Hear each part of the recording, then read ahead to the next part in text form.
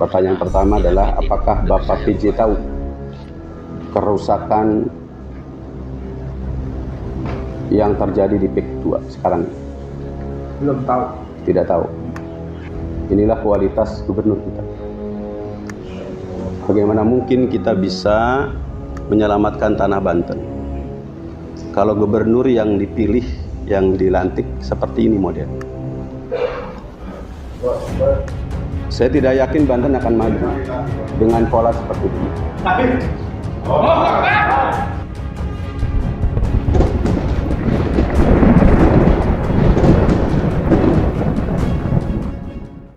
Assalamualaikum warahmatullahi wabarakatuh. Iwan Filah.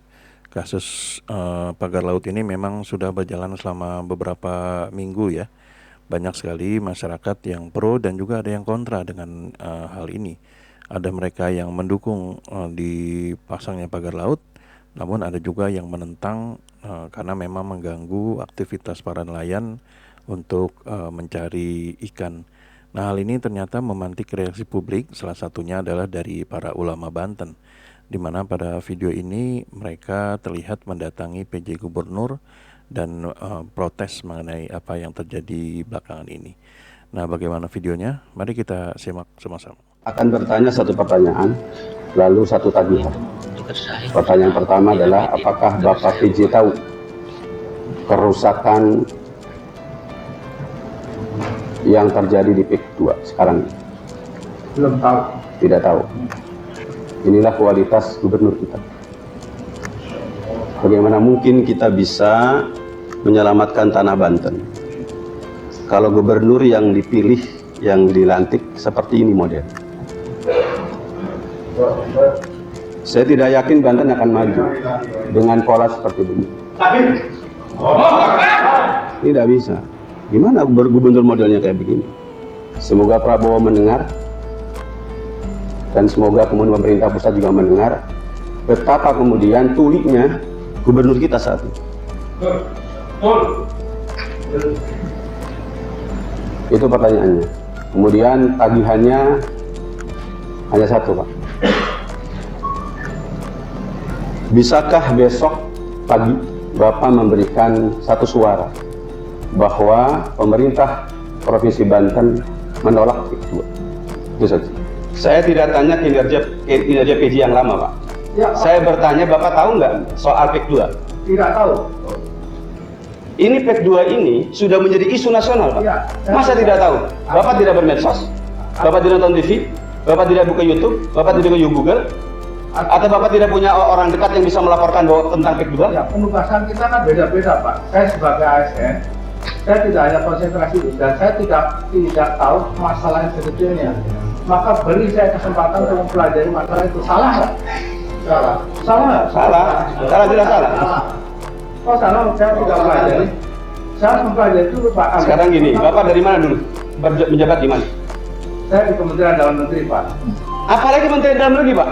Harusnya sudah tahu. Harusnya tahu. Tunggu dulu, saya di Inspektorat Kementerian Kependudukan. Apalagi kependudukan, Pak? Harusnya lebih tahu.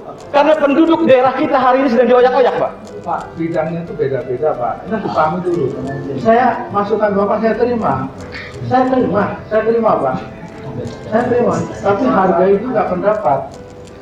Saya akan mempelajari dengan tepat. Enggak, masalahnya gini, Bapak itu level pejabat yang sudah tinggi. Mustahil nggak paham. Itu mustahil nggak paham.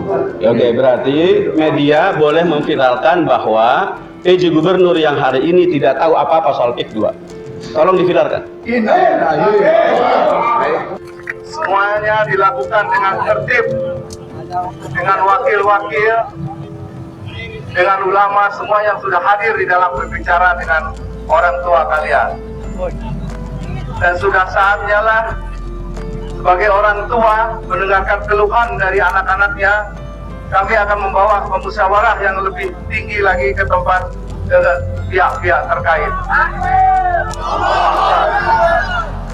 Anak-anakku, saudara-saudaraku semuanya, adik-adikku semua yang hadir di sini, mohon doa dan dukungan kalian semua agar semua yang selama ini kita menjadikan polemik, kita menjadi permasalahan, dapat mendapatkan jalan yang terbaik dari Allah Subhanahu wa taala atas doa dan dukungan kalian semuanya. Oleh karena itu, saya sebagai orang tua kalian di sini sebagai PJ Gubernur Banten akan membawa pembicaraan ini dan akan memperjuangkan ini mendapatkan solusi yang terbaik untuk kemaslahatan umat.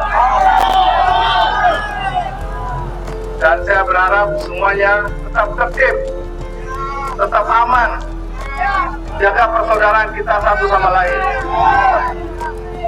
Dukung semua upaya dan ikhtiar-ikhtiar kita yang mungkin tidak mudah akan dilakukan dengan seumpamanya membalik sebuah telapak tangan. Tadi kita sudah mendengarkan dari Pak Wakil Ketua Dewan, dan apa yang menjadi komitmen beliau adalah representatif dari masyarakat Banten. Ini adalah bentuk komitmen kami bahwa kami adalah benar-benar orang tua kalian, tempat mengadu, tempat menerima curahan hati, dan sudah saatnya kita perjuangkan. Ya, itulah tadi rentetan kronologi sehingga akhirnya PJ Gubernur menerima segala masukan dari para ulama untuk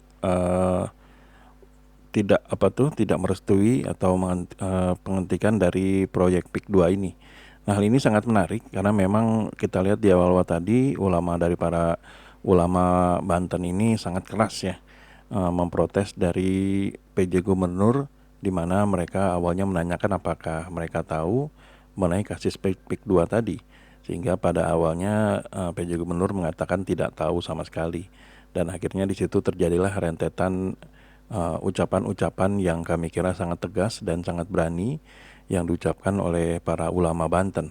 Para ulama Banten di sini yang memang bisa dianggap ya sebagai orang tua atau kakak daripada PJ Gubernur, karena memang bila kita lihat dari segi umurnya itu kelihatan jauh lebih tua gitu.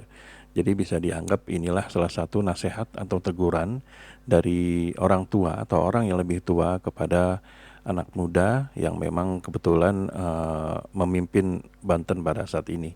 Sehingga akhirnya kita lihat pada di akhir video tadi PJ Gubernur akhirnya ikut dalam apa yang dikatakan oleh ulama tadi untuk menolak proyek dari PIK 2 yang ada di Banten.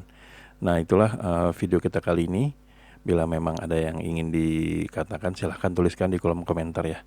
Sampai di sini dulu Eden Project. Bila memang kami ada salah kata atau salah data, kami mohon maaf. Wabillahi taufiq wal hidayah. Wassalamualaikum warahmatullahi wabarakatuh.